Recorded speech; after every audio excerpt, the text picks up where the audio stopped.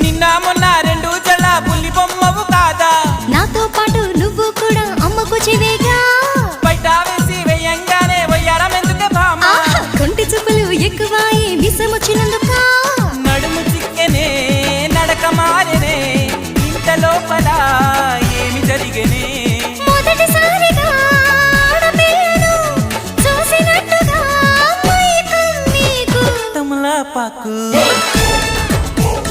మమ్మల్ని సొక్కు